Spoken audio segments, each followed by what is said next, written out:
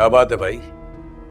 बीजान ने ऐसा क्या आसरा करवा दिया कि इतना खर्चा किया जा रहा है?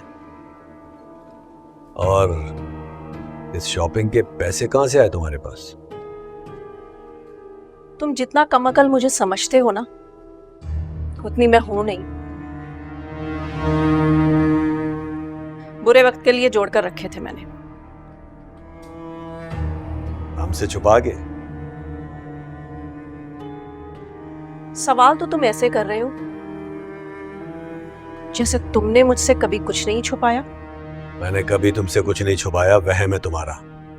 शक करना तुम्हारे मिजाज में है। अगर मुझे तुमसे कुछ छुपाना होता तो इतना अरसा मैं तुम्हारे साथ क्यों रहता? लेकिन सोचने की बात यह है कि इस अरसे में तुम्हारे मिजाज और जुबान में ये कड़वाहट क्यों आई है? ऐसी कोई बात नहीं, जो दिल में था वो कह दिया।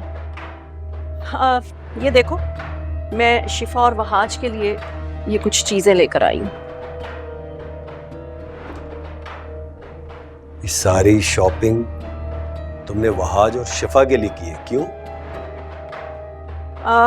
वो वहाज और शिफा की डेट फिक्स हो रही है ना।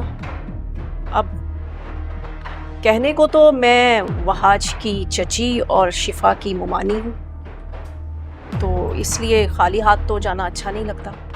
वहां उनकी डेट फिक्स हो रही है और तुम पैसे खर्च कर रही हो, शॉपिंग कर रही हो उनके लिए।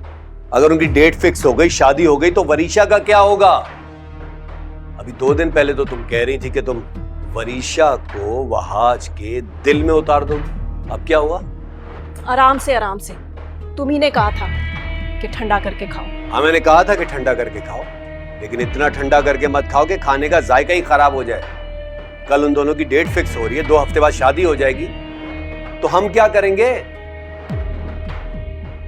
2 हफ्ते तो क्या, इस साल भी शादी नहीं हो पाएगी।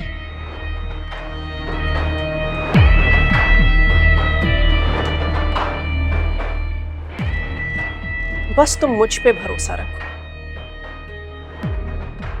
कल डेट भी मेरी मर्जी से फिक्स होगी और शादी भी मेरी मर्जी से होगी। तुम देखते जाओ, उस घर का हर फैसला मेरी मर्जी से होगा। बस उसका ऐलान बीजान की जुबान से होगा।